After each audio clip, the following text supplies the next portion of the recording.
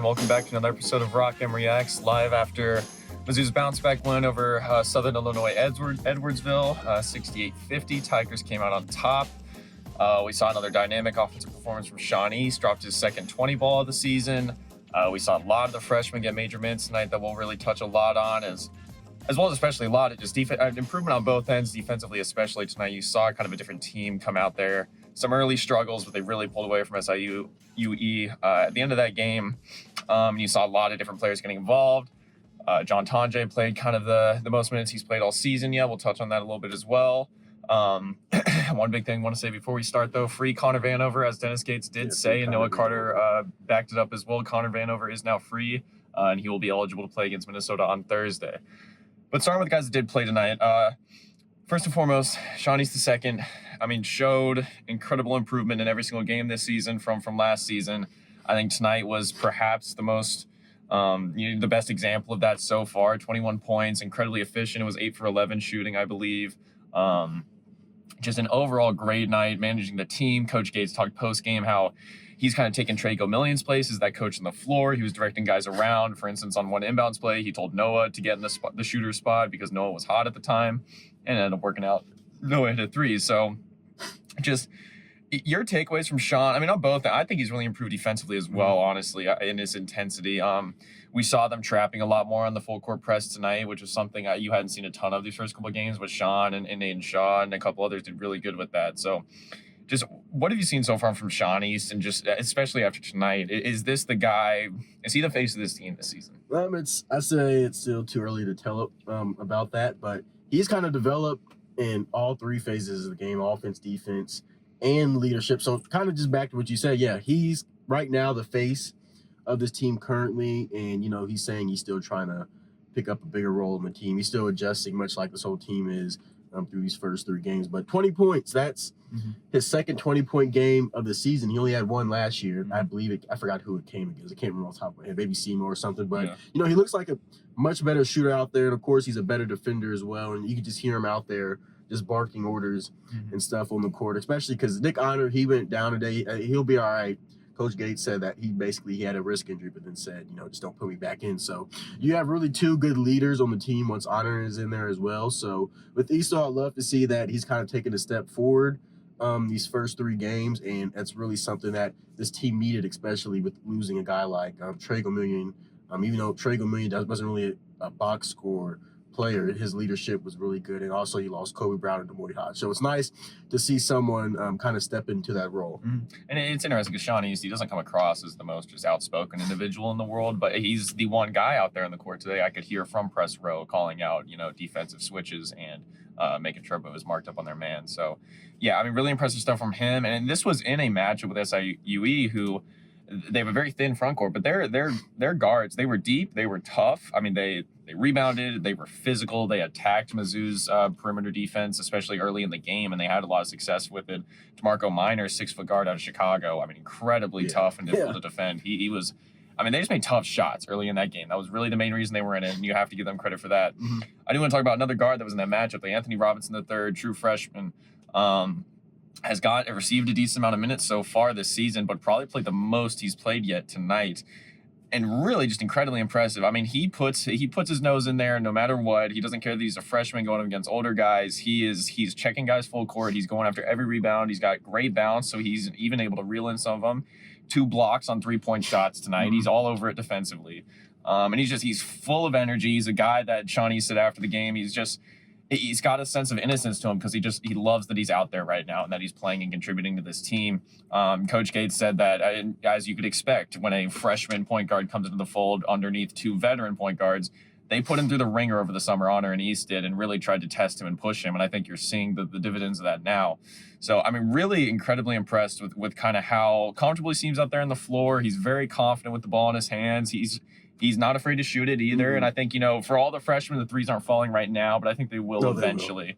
So that really isn't that big of an issue. But, just your impressions of him, and then just kind of how we can continue to contribute on this team throughout the rest of the season. Because personally, I expected this to be a year where he learned behind Honor and East, played sparingly but was not Kinda like getting Aiden 10 plus Shaw, minutes a yeah. game. Yeah, and this is, I mean, he is now turning into a rotational guy that you're going to rely on. He's got a lot of energy, and that's something that Gates and Co mentioned after the game. I mean, he was out there on both sides of the ball. He didn't hit a field goal today, but he was active in drawing fouls, going to the cup. He hit some free throws, finished with 5 points. Of course, like you said, he had those blocks. And I forgot, I think they had one defensive stop, and he was just jumping in the air, which was exciting to see. But I talked to his high school coach earlier this summer, and former Heisman winner Charlie Ward, and he just said how much of a competitor he was. Nothing but good things to say about him, and that translated on the court tonight. He looked like he belonged, like he's been on this team for a couple of years, and he's just a true freshman. So I'm really excited to see how his career pans out going in the future. But, how many minutes? 19 minutes tonight. That's a lot, for a true freshman, especially when you have 2 veteran point guards and a ton of other guards with a lot of playing experience. So I like that we saw a freshman really step up tonight overall. Yeah, no, it's only a plus when coming into the season you were thinking, all right, you've got these returners, you got these transfers, there's your rotation, these freshmen probably aren't going to fit in. Now Gates has the, enviable and also not task of trying to figure out how to give these guys, the minutes they probably deserve and keep the talented players on the floor when all of them have different skill sets and such. And you're going to get Vanover back on Thursday, and he's going to be in the mix as well. You had Jesus Carolero-Martin didn't play tonight, which Gates just said was the style of game didn't really suit him, but also he wanted to see some younger guys get in there and really give them some good run. So you're going to have games like that. I mean, much like last season, there's going to be some games where you don't see a guy play that you usually are seeing out there 15, 20 minutes, and it's like, what's going on? It's just Gates is a very game-by-game coach in the sense that he plans, based on the opponent and the style that they play with and their size, etc. He's going to play. He doesn't give guys guaranteed minutes. He gives guys minutes based on what's presented in front of himself. So that was very interesting to see. I think the last thing I just want to talk about was compared to that Memphis game where Memphis came in, dominated on the glass, points in the paint. Defensively, they really slowed this game down, and they kind of took it over in the second half. The script was kind of flipped in this one. Mizzou pulled away in the second half. SIUE shot 3 for 24 in that second half, which is a number any coach in the world would ever take. You rarely see that. Exactly. So there was that. Out rebounded them by a small margin, but still a victory there nonetheless, and outscored them in the paint, I believe, by at least 10 points, if not more. Overall, both as far, I thought defensive intensity was really off the charts. I think they were just getting more deflections, a lot more steals. It reminded me a lot of the team from last season on the defensive end today.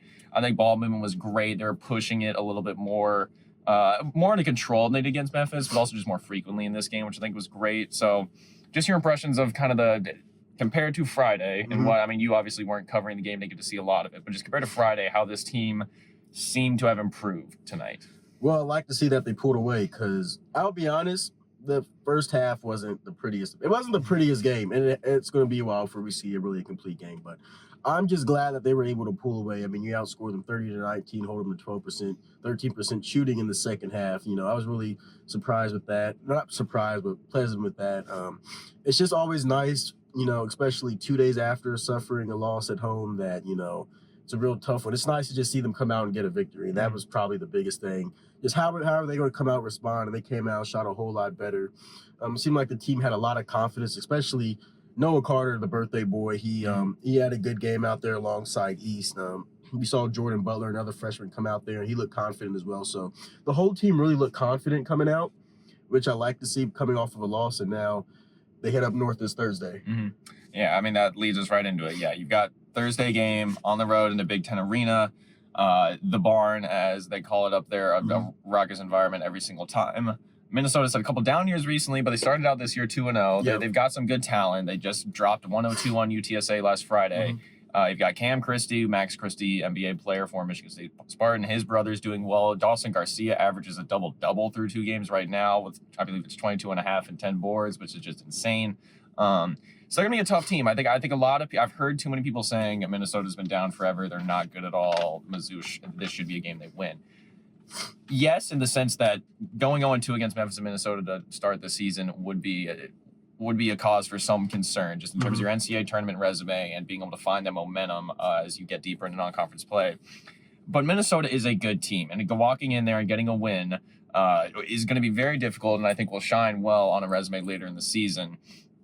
For me, it's going to be how, as we've seen with Gates coach teams this past year and change, it's will they get ice cold at a certain point in that game? Because if they do, I think Minnesota can run them out of there.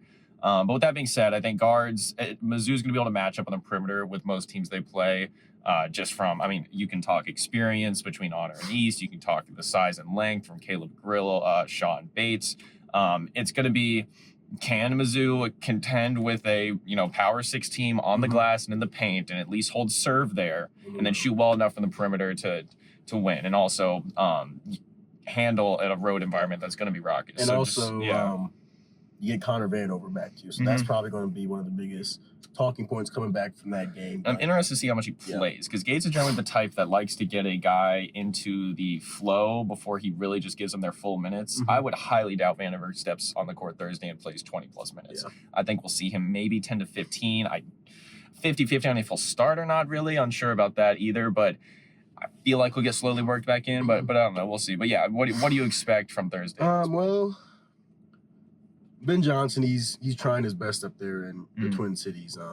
But yeah, you're like you said, you're rolling into a Power 6 school, and hopefully maybe a Rockets environment. I don't know if they've sold out that game, but last year Missouri went into Wichita. Wichita wasn't that great last year, but they went in overtime and they had to scrap out that victory. So hopefully the veterans on the team has already played together can use that experience in some other games last year going on the road and coming out with a victory. But like you said, Minnesota, it's not going to be a pushover game, but it's going to be an interesting game to see. We'll just have to find out what the final result is after Thursday night. But I do expect them to go in there and get a victory and move to 3-1, which is going to look good on any resume when you beat a Big Ten team on the road this early in the season. Yeah, exactly. And I think, and you go moving past the Minnesota game, you come back for a 3-game homestand where you can really get right before November, December. There you don't get any breaks in November, December up until you get Central Arkansas December 30th. So it's going to be, these are the weeks where the wrinkles need to start being ironed out as his rotation kind of gets figured out and such. But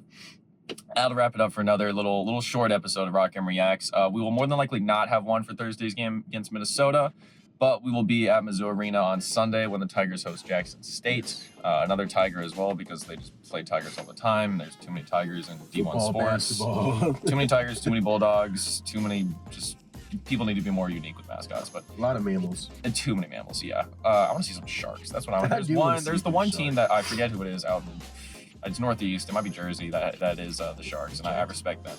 I want some more sharks and some more others. Give me like some Rockets or something. Yeah, right. Toledo does it. Oh yeah, Toledo. But yeah, that'll wrap it up for our episode. We will be back with another one Sunday post game from Jackson State. But catch our coverage as well on Thursday night. I'll have the game story. Jaden will have live coverage on the site for Minnesota as well. See you then. Thank you, everyone, for tuning into Rock M Radio, a proud partner of Fans First Sports Network. If you enjoyed this episode and would like to see more just like it beamed directly into your personal device, just click the subscribe button below. And you can find this podcast through the Apple Podcast app or for iPhone, or the Google Podcast app for Android, or whatever app you use to listen to your podcast. We are also available on Spotify. Just search for Rock M Radio. And if you like other sports, Fans First Sports Network is a podcast network that has coverage of all other teams, Major League Baseball, MLS, NFL, whatever you want to listen and read about. It is a great network full of really fantastic podcasts. So look them up and subscribe to any and all of those podcasts. Rock M Radio will be back with more episodes coming soon. Thanks.